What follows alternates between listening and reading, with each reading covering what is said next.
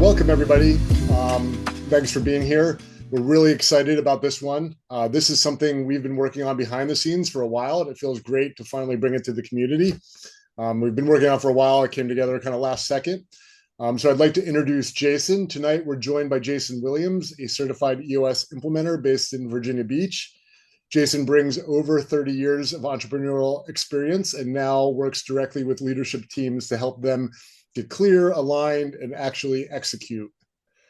But before we go further, I just wanted to make a quick share why I'm personally so excited about this. If you've chat with me over the years, if we've talked shop on webinars or at the conferences, you've probably heard me mention EOS, or I've even given a talk at conference about EOS. But we've implemented EOS within Floatate, my business, and it's been a game changer for us. It's helped us grow to 3 locations, build and manage a team of 20 plus people, and maybe most importantly, create structure and clarity in a business that can otherwise feel pretty chaotic.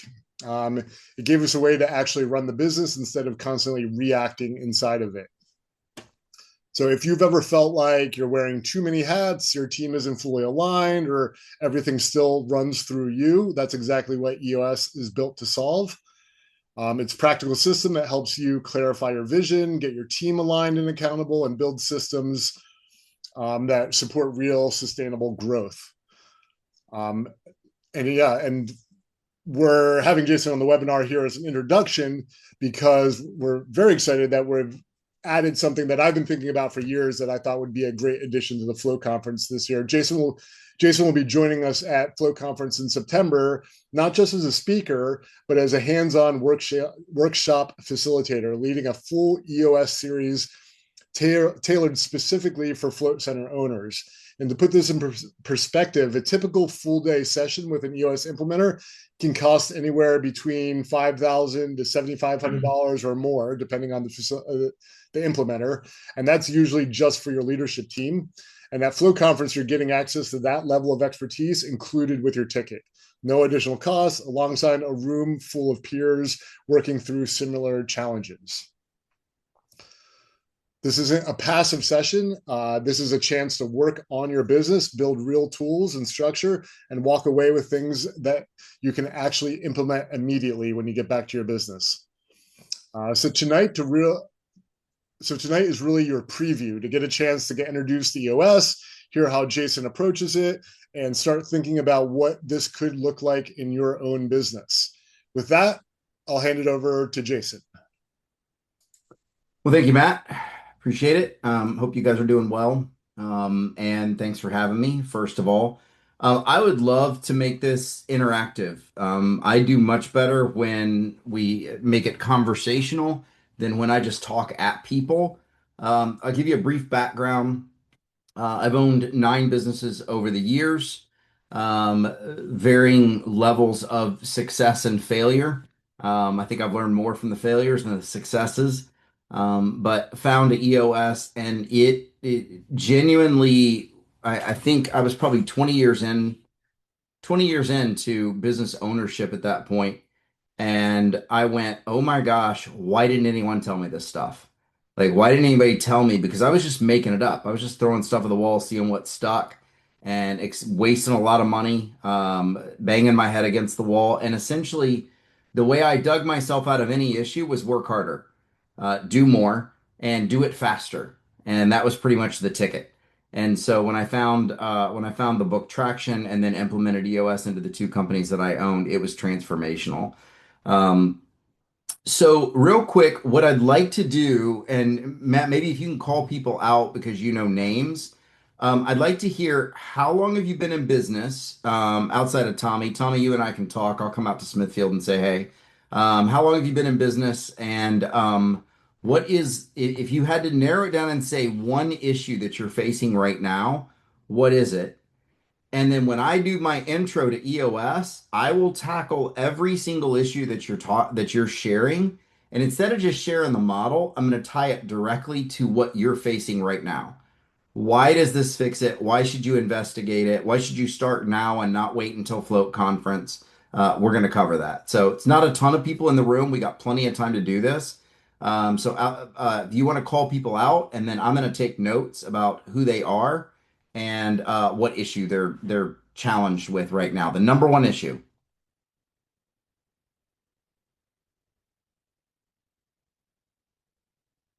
Oh, your mic's off. And sorry, I'm fighting a little cold, so I've been coughing, so I was on mute. I'll Okay. I'll go through everybody who's on camera to start, and I'll just work my way across and just share what Jason was asking there. Jonathan, Yes.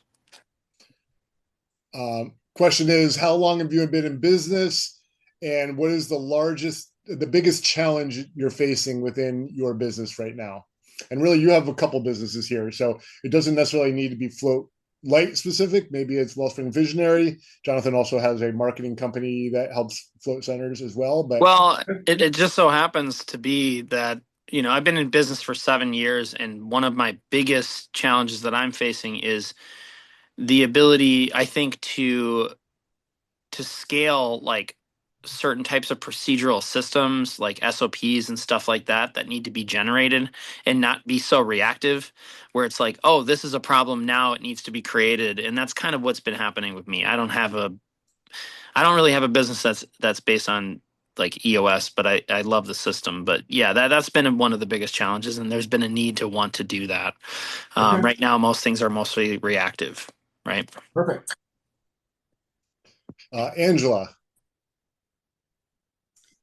I've been in business for a little over 5 years, and it's been solo owner operated for those 5 years until recently. I had my first part-time hire. So really, it's just been having the funds to hire someone so I can really work on the business and not in the business. So even just the part-time hire is showing like a significant difference in being able to have the energy to do that. And I really just kind of flipped it and said, let's do this.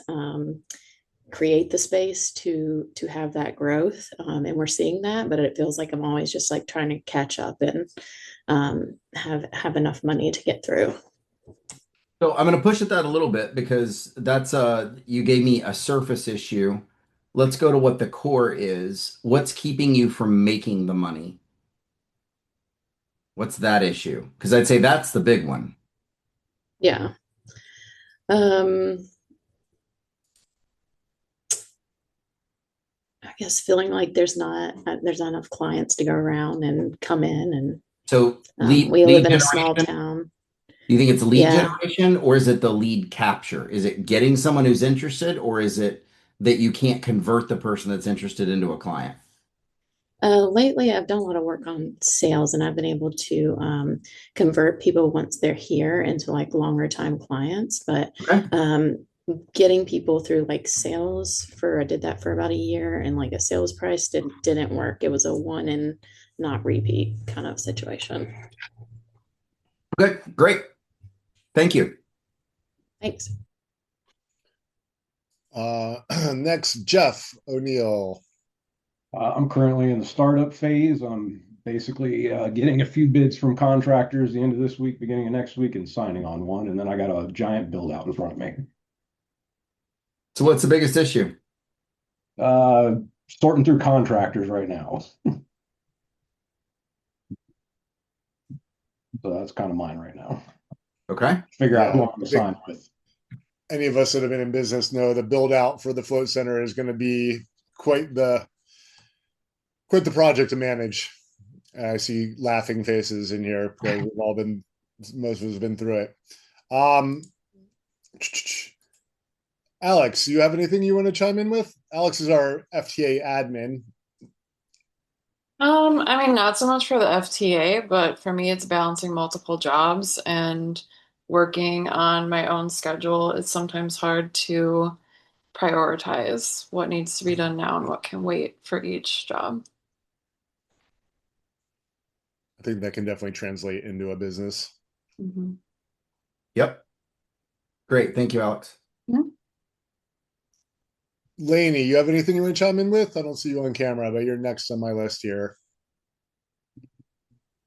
I don't have anything necessarily. I'm just kind of listening in so I can understand it more for whenever we're promoting it for Float Conference.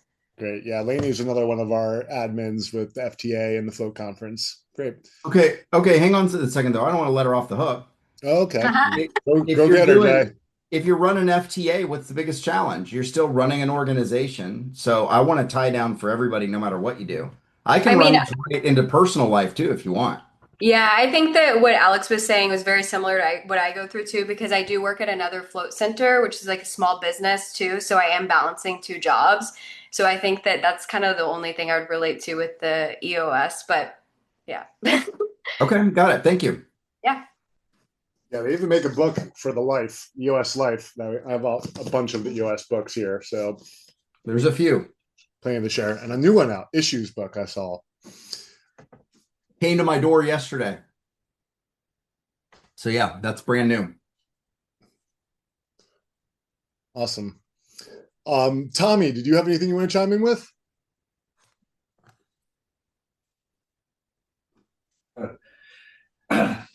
Actually, guys, I just since I've been out of the industry for so long, I've been trying to invest more time into actually getting back into my float regimen that I used to have. But I wanted to just hear more about what's happening in the industry and contribute to everybody's success, because I know how to. I've floated hundreds of people, and I know what the problems can be. I know why people don't come back. I know why people do come back. And it is an education process, no matter who you are or how long you've been doing it.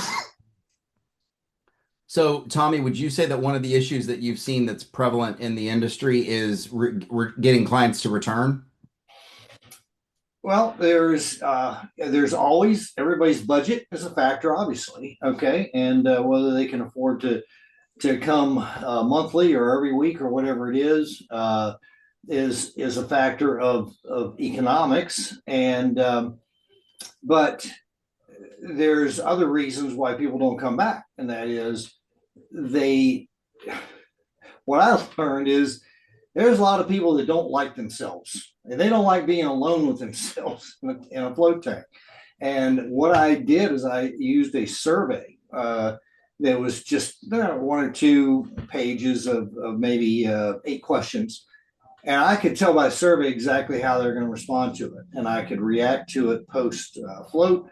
I could do follow up with them and just continue to learn what it is they liked or what they didn't like about the experience. And I think that's important. If you don't understand your client, and we are all different, we don't all react the same way, and we all need a unique experience that's geared to the individual. I think everybody would agree with that. All right, got it. Thank you, Tommy. David, I don't see you on camera. You there? Anything you want to chime in with? Yes, can you hear me? Yeah. I just would second with what just Jonathan said. SOPs. I'm sorting through software. What's the right software? There's Trainual. That seems to be too much. There's so much software out there now. I know you can utilize Helm and get into the guide and task, and I'm thinking of putting everything in there, but I want to include videos, and you can put YouTube videos in a Helm, but like, I'm just trying to figure out the best way to build out a good SOP, utilizing all the current technology and also using videos.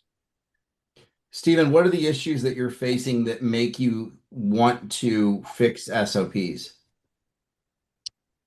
Just working myself out of the business. So we're about to be fully staffed where I'll have no more shifts there. And just for training purposes, my staff calls me all the time. They text me like every day. I'm getting calls and texts, which is fine. But I don't want the business to be so reliant on me. I want them to have a database. Here's the issue. I type in a keyword. Boom. Here's the solution. There's a video for it. And there's all text written out for the problem. Okay, got it. Thank you very much. All right. Welcome. Thank you. Oop. Connie, do you have anything? How long have you been in business, and what's your biggest issue? Yeah, H2 Oasis in Tulsa has been open 9.5 years. We're fully staffed. The biggest challenge is lead conversion to float practitioners.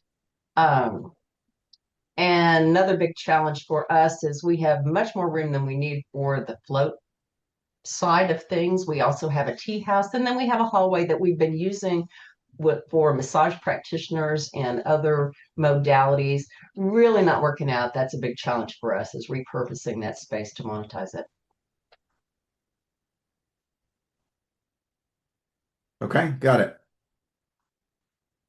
Marie, you're next on my screen here. All right. I am in Maryland. We opened right before COVID, so 6.5 years. We stayed afloat, pun intended. And I think I can relate to everything everybody shared. For us, we're in a highly economically vulnerable area right now. And so really getting people in. We're just going to call it that. The conversion isn't the problem, it's getting new people in. Okay. And then I'm starting another business and I don't know what I don't know is the challenge there with time.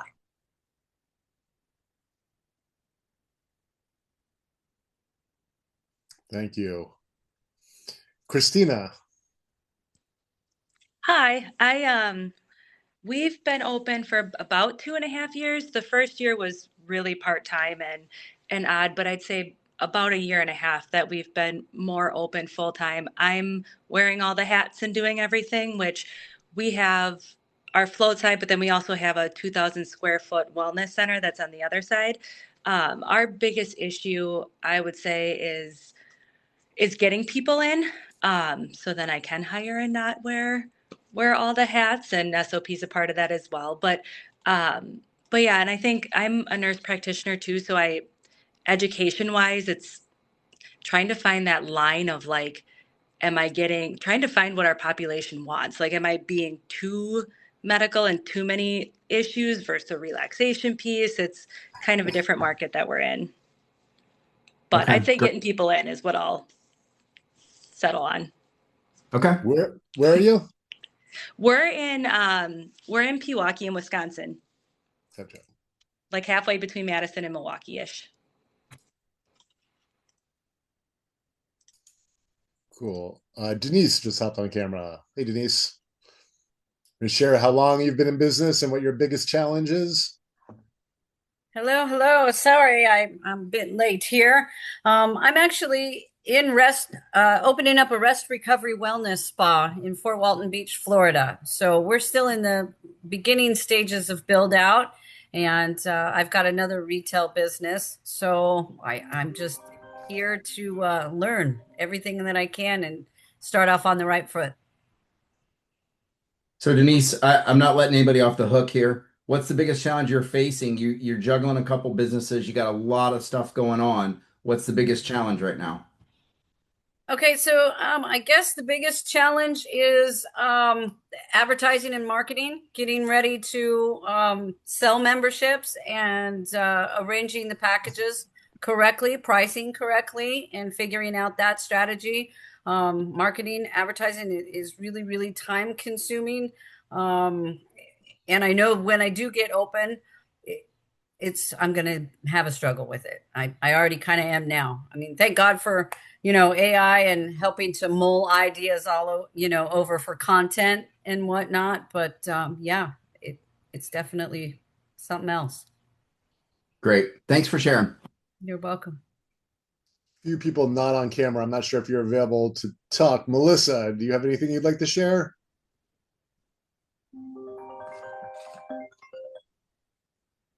Matt? Who's Matt? Matt? Yeah, hello. I'm before new for this. I'm just starting to look into it. I just bought my Float conference ticket yesterday, so I'm very eager and excited for September. But honestly, I'm just looking into it. My biggest challenges right now is how to dive in and how to approach the business. One, just finding the best location in my area. I'm up in near Toronto, Canada. So there's a couple float centers there, but I'm about an hour and a half away from city center. So I'm looking a little bit in the outskirts. So I'm just trying to find good location, how to market it, so I hit the ground running with like memberships and stuff, and just here to learn as much as possible. Okay, got it, Matt. Thank you. Yeah, exciting. Looking forward to meeting you at conference. Jeannie's on camera. How are we doing, Jeannie? Hey everybody, I'm doing great. Thanks, Jason, for being here tonight. I'm really excited to hear what you have to say. I'm looking forward to your talk at the conference too. I am in Ocean City, Maryland. I've been in business 9 years. Pretty much a solopreneur most of the time. Certainly getting back to that. Yeah, I'm pretty much there all the time except for one day. So balancing my life is a challenge. But as everyone else has alluded to, getting new people in the door, because I kind of feel people are a little bit scared to spend any money on things that aren't necessities right now. And we do have some challenges with conversion too. So I'm looking forward to hearing some ideas about that. Great. Thanks. Got it. Thank you. Carla, you there? You're not on camera. Anything you'd like to share? Hi. Yeah, I've been in business about 6.5 years. Biggest challenge, again, like everybody else, is getting people in and trying something new.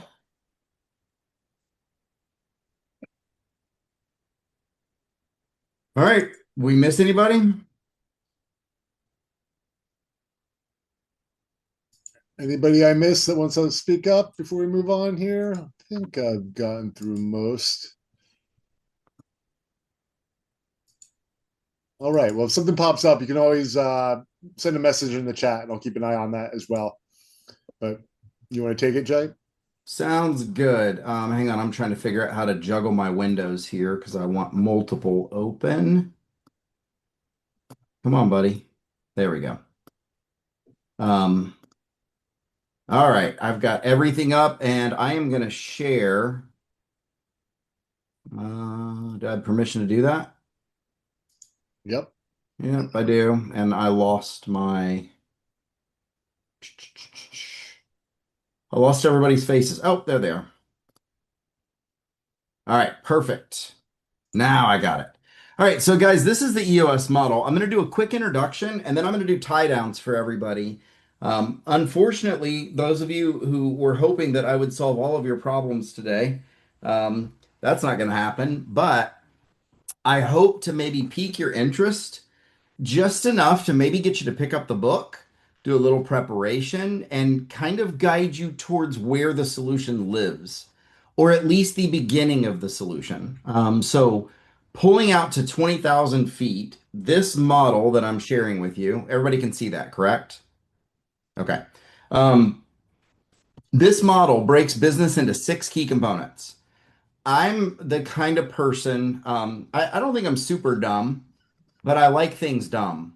I like things really simple to start, and then let's add the complexity onto that. Let's not start complex and talk over people's heads and then try to break it down. So I like it in this order. So what Gino Wickman did, who's the founder of EOS, he said, look, there's 6 things that drive business. There's vision, and that's knowing what the plan is. Where are you going? How are you going to get there? So that's just the summary of what vision is. Hopefully I've got time. I'll share a couple documents to kind of support that.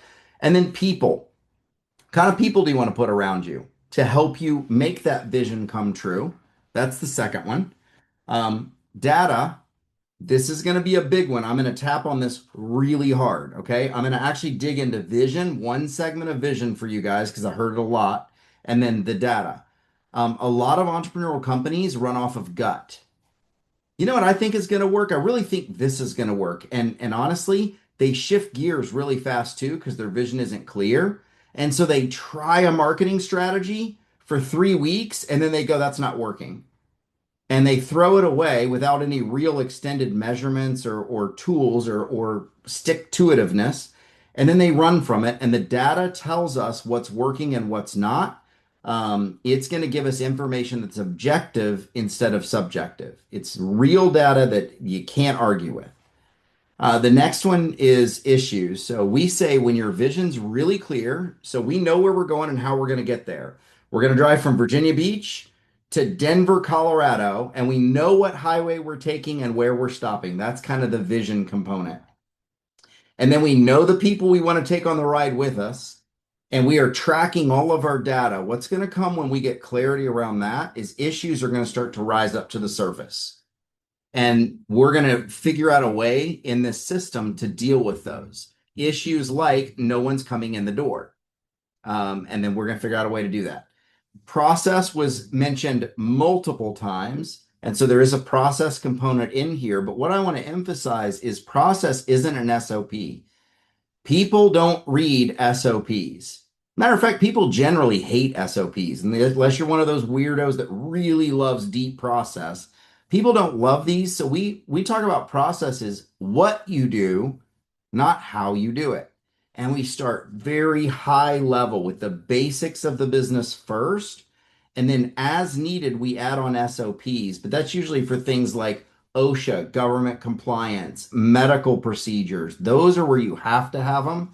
In a float center, most likely a deep set of SOPs isn't necessary, but great processes definitely are. And then finally, we talk about traction.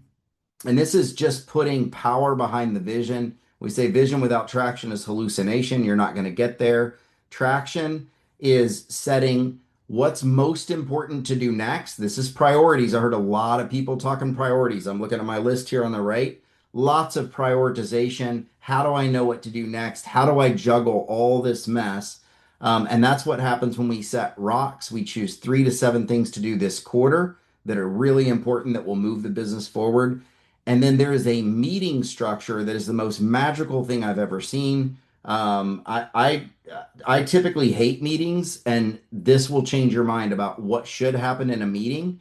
And it is the hinge pin to hold all the rest of this together. Okay. All right. So let's talk about vision first. We'll jump in. I actually just finished 6 hours of teaching in Oklahoma City. And so I've got this great deal that I put together that is going to help us today that covers, I'm going to back up even further. Actually, I just landed on right where I wanted to go, but I wanted you to see the whole thing first. So this is called a Vision Traction Organizer. I think that this is a downloadable document, but I'm happy to send it to you guys if you want to reach out, get my information from Matt, or I'll see if I can pop up a slide at the end that shows you my information so you guys can reach out. So on the front, you can see we're setting core values. That sets the culture. We're setting core focus. That's why do we do what we do? What's the purpose and what's the focus of it? 10-year target is just a long range goal. And this is where I want to jump in real quick is the marketing strategy. A lot of you talked about lead generation. So I'm going to dumb marketing strategy down because of the lack of time that we've got today and put it this way. If you had $500 to send out a postcard, where would you send it? Would you send one postcard to each neighborhood?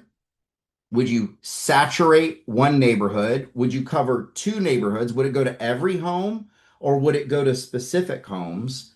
That's a really dumbed down marketing strategy. So what we want to define is who is our target? What does that look like? And we will do a deep dive into this, but I'm going to do an overview right now. We'll do a deep dive at the conference. But here's the quick and dirty. Target market the list is a demographic, psychographic, and geographic profile of your customer. Psychographic is how do they think? They shop at Whole Foods or Food Lion? I'm a Whole Foods guy. I'm kind of cheap when it comes to shopping.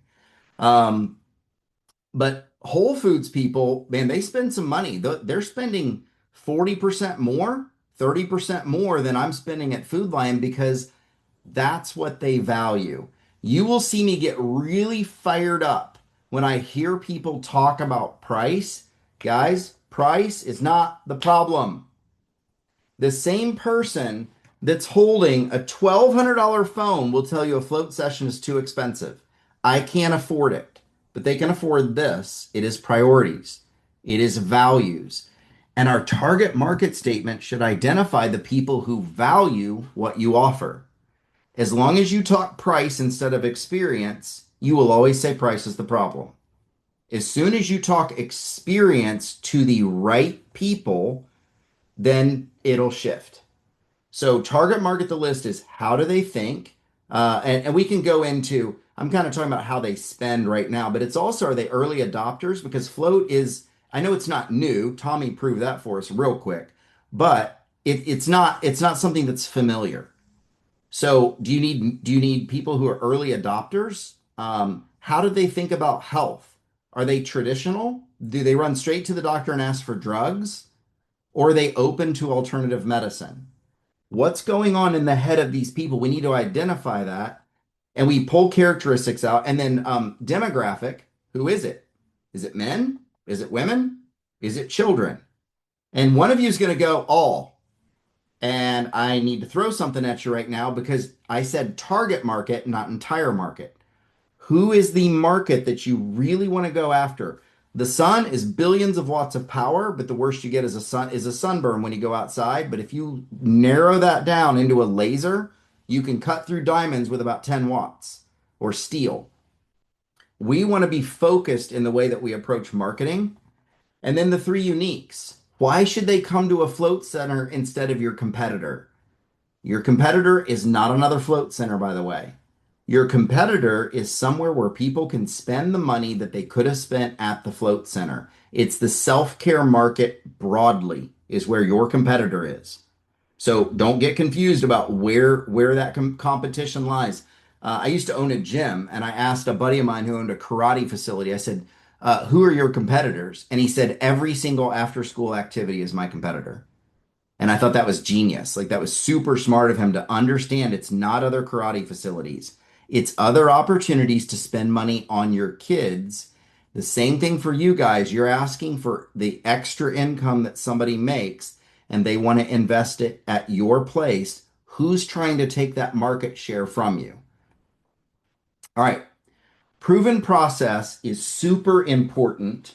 And I actually do not have a slide of this, but I've got one with me. And I want to show you guys this because I think it could transform your return rate on your clients. I think this could blow the door off your market. When your people come in, most people, when they deal with a company, that company never takes the time to tell them what to do next. What do you expect from them? What does life look like now that you've experienced floating? What happens next?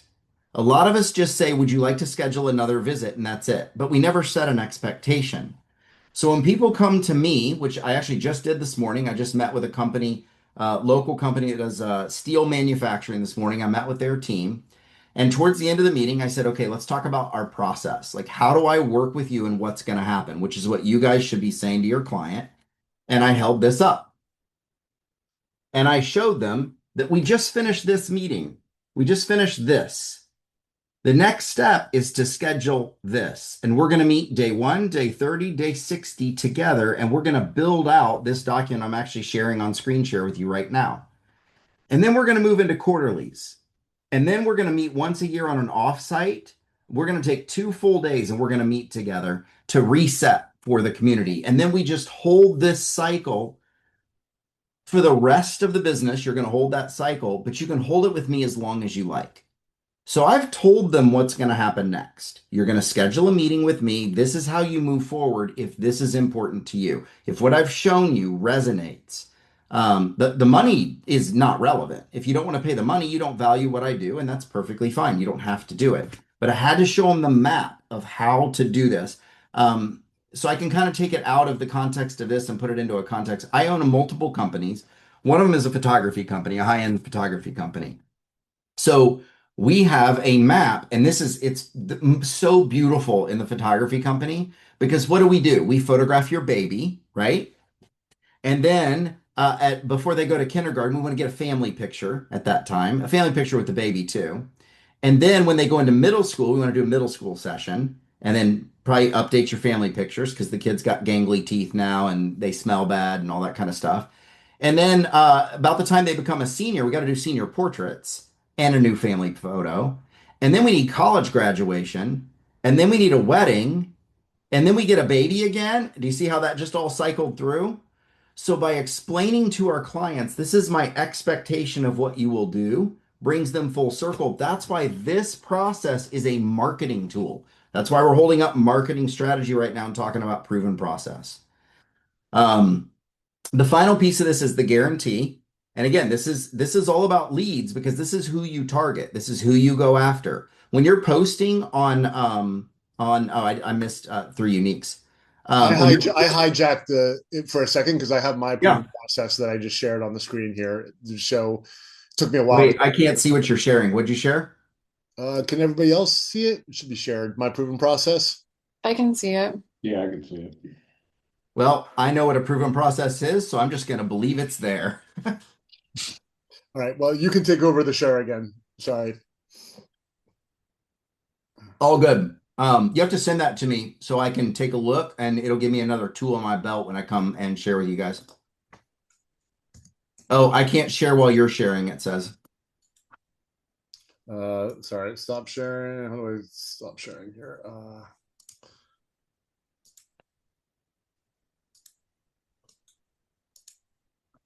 Stop share. Sorry. There, I'm stop shared. There we go. All right, and I'm back. Okay, let's talk about three uniques real quick because these are the three reasons that people come to float centers. I'm going to pause here. So make sure you're hearing me. It's why they come, not why you think they come. Your opinion, with all due respect and love, is irrelevant. It is why your customers say you come. So if you want to know what this is, you can take AI and ask it to run through your Google reviews if you've got enough and say, why do people come? Give me top three reasons. Or you can just call maybe 5 or 10 of your best customers and say, why do you choose to spend money here? Why do you invest in yourself at a float center? And find out what they say. And those top 3 things you want to repeat all the time because that's why people really come. And it might surprise you what they say. When we first developed our 3 uniques in one of our businesses, we were wrong. 2 of the 3 were right. The one no one mentioned and didn't seem to care. And so we had to pull it and put what the customer was saying because that's how we were going to reach more customers. The final part of this is the guarantee, and that guarantee is a marketing tool. What is the guarantee when they come in? Do you guarantee they'll feel better? Do you guarantee they'll have a nice, or do you not have a guarantee? Which is very common in a lot of medical or medical adjacent practices. Physical therapy can't have a guarantee because there's no guarantee what the results are going to be. They're not in charge of your body when you walk out the door. You know, if you're rehabbing your knee, but you go outside and jump on a trampoline, they're really not in control of that and they can't help you. So sometimes this doesn't play. I think proven process definitely does. Hopefully that was helpful what Matt showed you. But that's marketing strategy. And now I'm going to connect it to something. We're going to go back to the model. Let me find the right one here. Let's go back to this model. And you see under data, it says scorecard. It is absolutely critical that you guys are measuring what's happening in your marketing. And especially since I'm guessing most of you have limited budgets. Nobody's got $1 million budget to do ads and nobody has unlimited energy to do marketing. It is absolutely critical that you measure exactly what happens on a scorecard. A scorecard looks like this. So these are who's responsible, what are the measurables that you need to know in your business. This is not a financial scorecard, by the way. It is a combination of leading and lagging numbers. So what you want to see on your since we're dealing with leads, that was a big piece of this, is how many leads came in. And I'm telling right now, normally I don't coach this way, I guide. But this is a webinar, not a coaching session. So I'm gonna give you more just take home data. Like what would I do if I owned a float center? I would know every lead that came in, where it came from, what's the source, what was my cost per lead, what was my cost per closed lead. So if I've had 30 leads this month, how many, and I paid $10 a lead, I paid $300 for leads, but I had one person come in, that is $300 per closed lead. It's really important that you guys know that data because spending on marketing can get out of control very quickly. One of the companies that I owned went from paying about $4 a lead to $202 a lead. And if we hadn't been running scorecarding, we wouldn't have known it. And this is a weekly habit that we run. So cost per lead, cost per closed lead is what we want to be looking at and making sure that we understand where those leads are coming from and it's tracked. As a part of this, I'm going to go back again to, where's our model? Give me the model. I want to talk about rocks again. So rocks are quarterly objectives. So here's how this should work. I'm going to tie it back to marketing again. We should be running a marketing campaign or doing marketing efforts using our target market. By the way, your target market always includes the people that have already come in. That's the gold mine of your company is people who have already come in. Well, they didn't rebook. So they came in. That's your opportunity. You reach back out to that person and say, hey, I wanted to check on you because they are target market. So one of your scorecard items could be, how many prior clients did I call this week? And you want to be, you got downtime. And if you guys have staff, I promise you that receptionist has downtime. Pick up the phone, call a client, check on them. Doesn't even have to be sell anything. Just check on them and ask them how they're doing and mark it on the scorecard.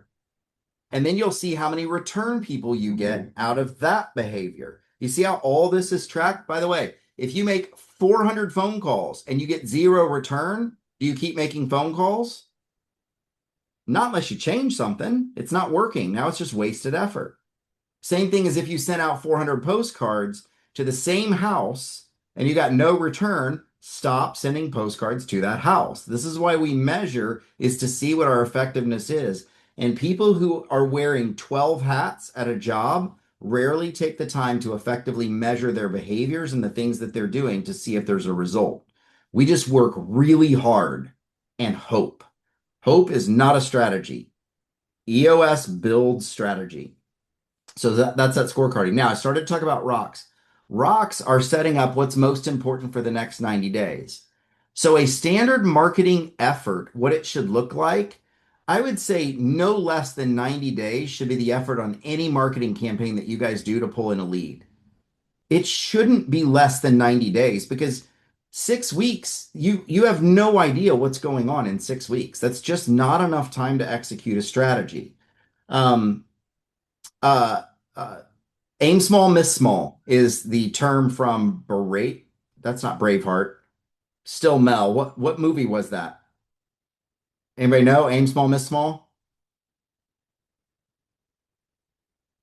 Okay, we'll leave it. I'll think of it eventually. There's an analogy put out by somebody who wrote a business book. They said, before you fire a cannon, always shoot a rifle. I'm probably butchering this though, so please don't come at me and be like, no, that's not what it said. I know, but you're still going to get the point. What they were saying is the first thing you want to do is you want to use a $1 bullet to see if you're on target. So, you set it on top of the cannon and you fire. Did it hit its mark? Is it right? No? Okay. Adjust a little bit and then fire again. So we do small things. So run a marketing campaign, but don't spend a bunch of money on it. Spend $10 a day and try it and see what happens over the period of 90 days. Yes, you're out $900, but you've discovered something. Thomas Edison learned hundreds of ways to not make a light bulb before he made a light bulb. And that's what we want to do.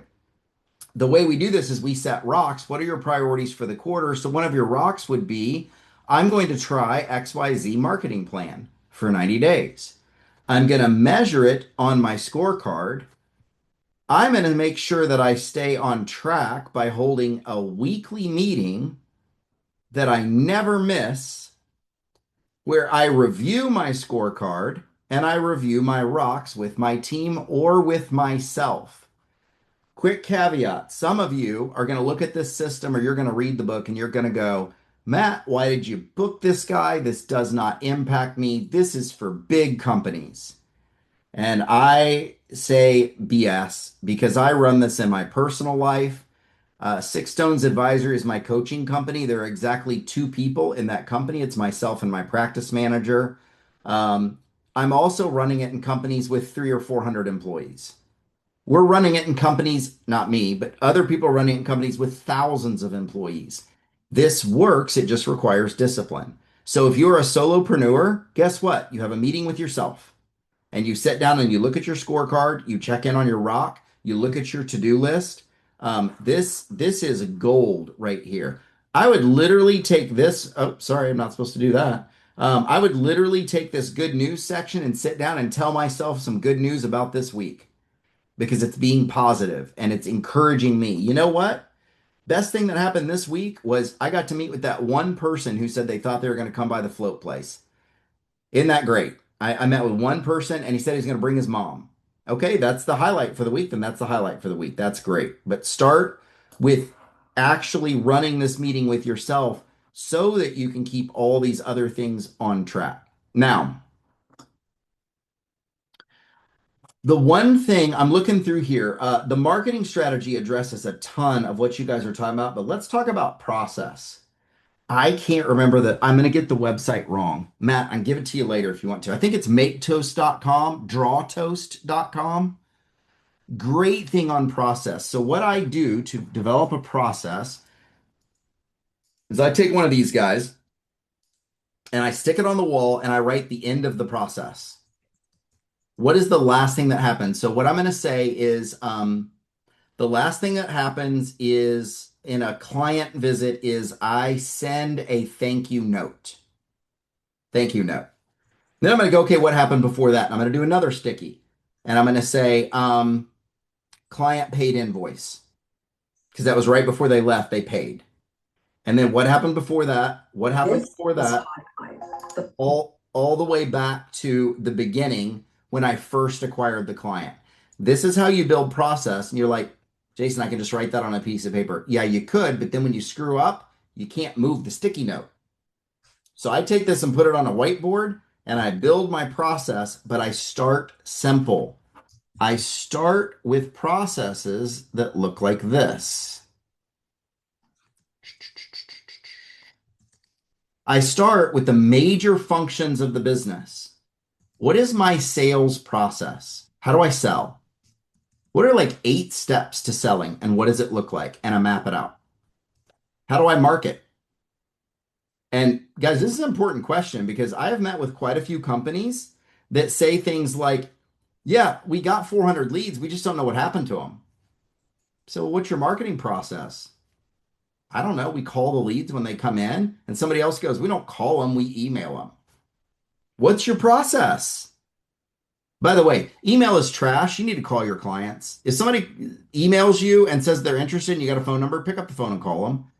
I know people don't like the phone. I don't care because I'm not in it for what people like. I'm in it to sell. The other thing that I do is sales strategies for up to billion-dollar companies.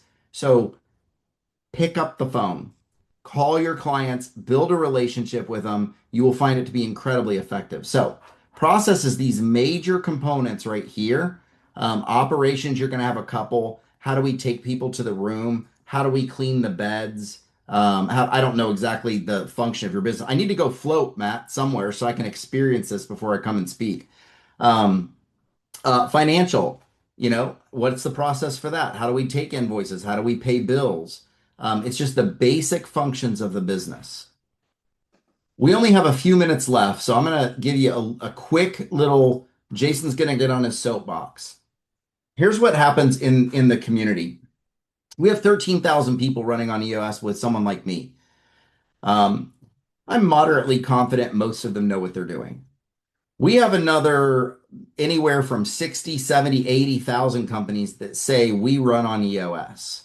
What they've done is they've cherry picked what they like out of this model and they've used some of it. So they're running an L10, they have a scorecard, they might have a rock for someone in the company. This right here is designed to work as a complete system, not piecemeal. If you are holding that meeting, but you don't have your scorecard built correctly, then what are you holding people accountable to? If you have a fantastic vision that you've built with your team and not in a room by yourself, but you're not holding the weekly meeting, how are you moving forward towards your vision? If you've done the accountability chart that I just showed you, it actually ends up looking like this. When you're done with roles and functions and names, but you aren't having this meeting or you aren't holding quarterly meetings with your people, how are you holding them accountable to their jobs? How do you even know if they're in the right seat? So all of this works in conjunction. There is a book called What the Heck is EOS? If you like to start simple, it's a great one to read. Um, but all these pieces work together, and if you pull one out, it's like pulling the brakes off a Ferrari. Still a Ferrari. There's still some really cool things about it. It just won't stop around a curve. And that can be dangerous and make you think EOS doesn't work. EOS wrecked my Ferrari. No, you took the brakes off the Ferrari, and that's why it doesn't work. All the components work together. It's a system. We have 4 minutes left. I want to address one thing real quick. Alex talked about prioritizing. There's two things we teach in EOS that are kind of buried: short-term predicting and long-term predicting. And so we talk repeatedly about less is more. If you are having trouble prioritizing, it's because your list is too long.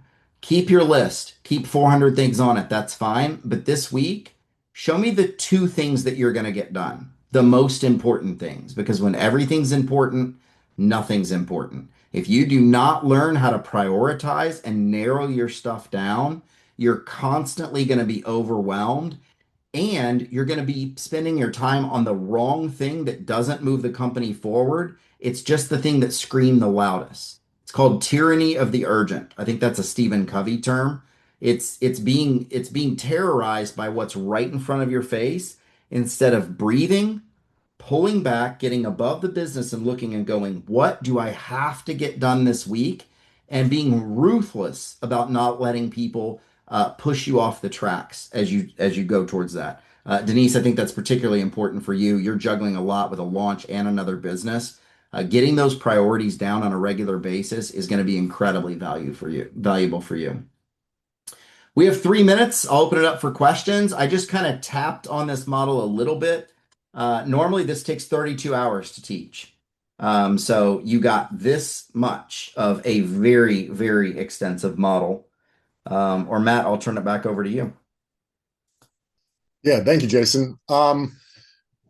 I do, and I can stay on a little bit longer if Jason's got to hop at the hour on answer some questions about my experience with it and anything that we're planning on doing at the conference. One question I would anticipate from the group is that this seems daunting to start.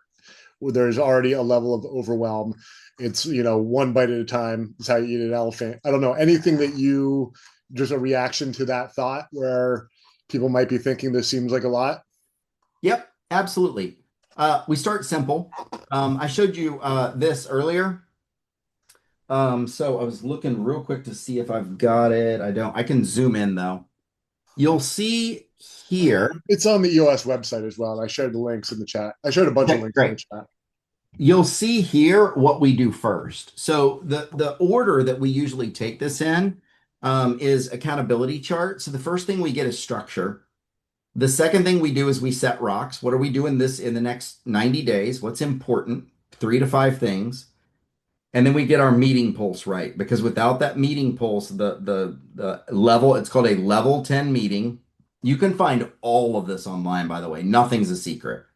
And then we get a scorecard. Those 4 things: accountability chart, rocks, meeting pulse called a level 10 meeting, and scorecard. You get those first. Forget about all the rest of it.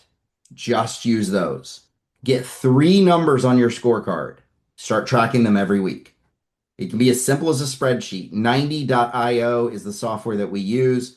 I know a lot of the startup businesses are tight on cash. It's $10 a month. It'll store all of this. Highly recommend it. It is worth every bit of the $10 to not have stuff everywhere and to be managing that. The word 90, N-I-N-E-T-Y, yep, .io is that software. Matt, what do you use? I'm looking at 90.io again.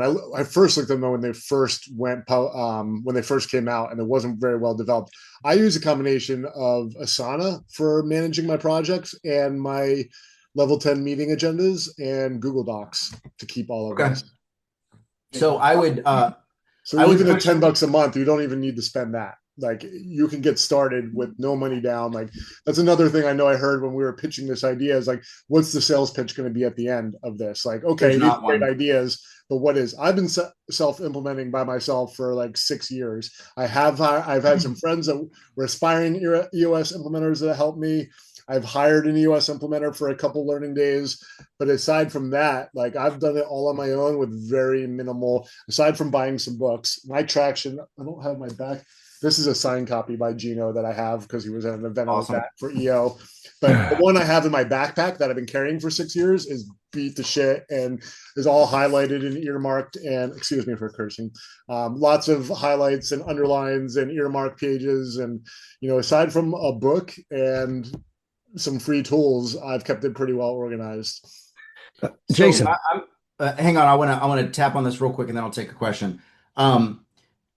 I don't know what your time is worth, but that software, 90 software at $10, $11 a month, I can't imagine that the time to build things outside of that ecosystem is worth the $10 a month that you're going to save.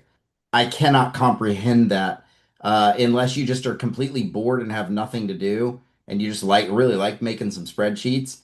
It's worth it, especially if you're just starting and you can learn it inside that ecosystem. There is so much help inside of that will save you a world of hurt down the road, particularly as you scale. You can add people if you like, or you can just keep the one membership and run it all under one. Highly recommend taking a look at that. It'll make it simpler. Who had the question? I did. It wasn't a question, Jason. I just want to compliment you. You're doing a great job. And I want to emphasize something that you said about the clients and the follow-up. Everybody thinks that texting and emailing is going to get people's attention. You do not and cannot build relationships. Your relationship with your client to come back to you more than once, more than a year, whatever it is, for a lifetime, is all about relationship and building that. And there's several things that everybody should do. You should contact every chiropractor in your market. You should contact every physical therapist that you can. Actually offer them a free session because they will send you business. They will send you business faster than anything else. And then you offer some type of little discount just to get people in the door for the first time, and do this follow-up. As Jason said, you call those clients after their first float and learn about them, learn what they liked. I had a gentleman in his 60s who had chronic back pain. The drugs weren't doing it. The surgeries weren't doing it. He floated once a week and had great night's sleep, never any back pain. And the float tank did it all. It is in the book that is coming out, which I'm going to be speaking to floating within it, because everybody these days is looking for growth, okay? Spiritual growth, personal growth, whatever you want to call it. And that necessity to go from where you are to where you want to be better, whatever that's defined as for you, is an awareness process. The new self that you want to be is about repetition, okay? That's a Maxwell Maltz theory of psycho-cybernetics. 21 days of repetition of a new habit is how you replace an old subconscious habit. This is what I was selling in my center. I didn't just use float tanks. I used a tanning bed, which got people in, gave me an opportunity to talk to them.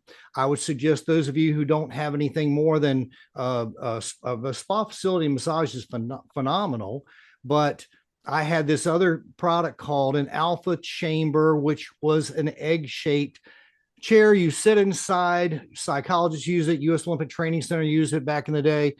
And that was less time consuming for the client, but it also prepared them better to accept the benefits of isolation in a float tank, and to get the benefits of that. So there's a whole lot to learn. No two ways about it. If anybody, I'll, give anybody my phone number if they want to talk with me about what I did and how I was able to keep people coming back.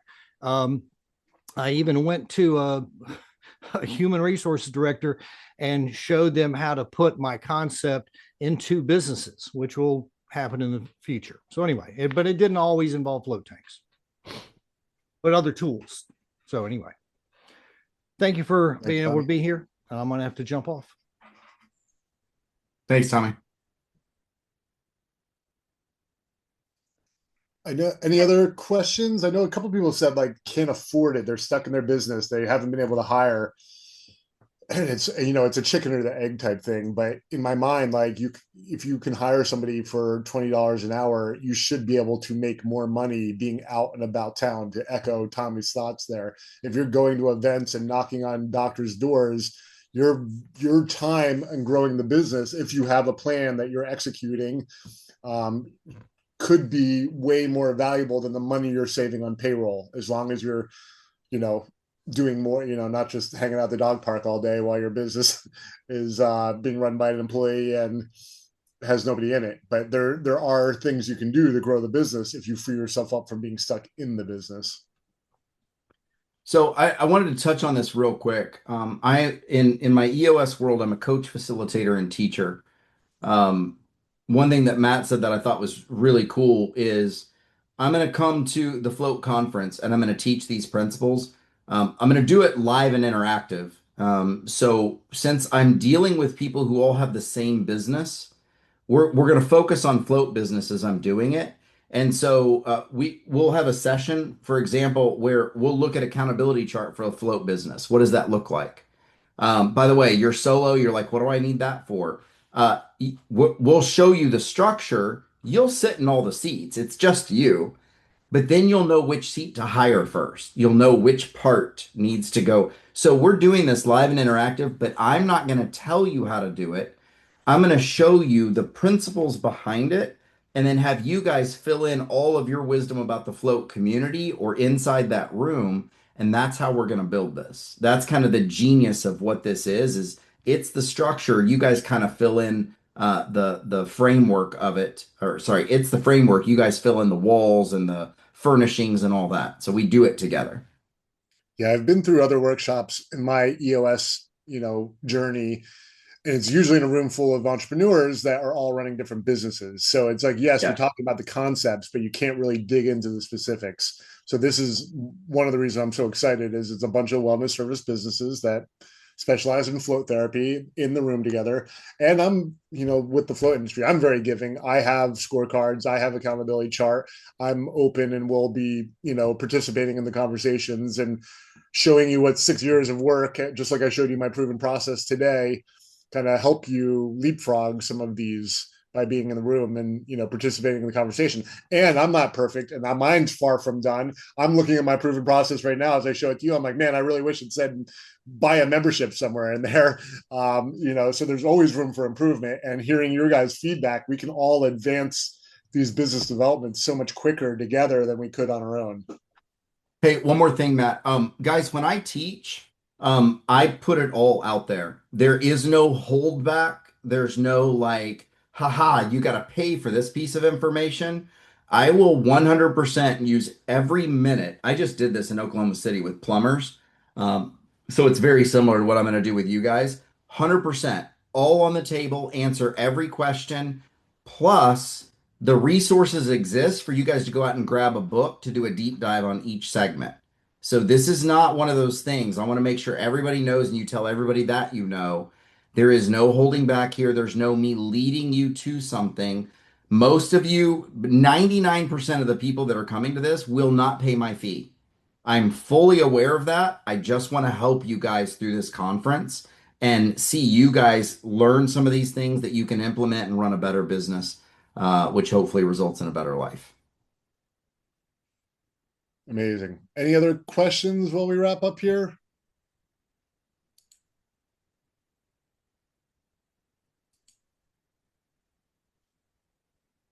All right. Awesome.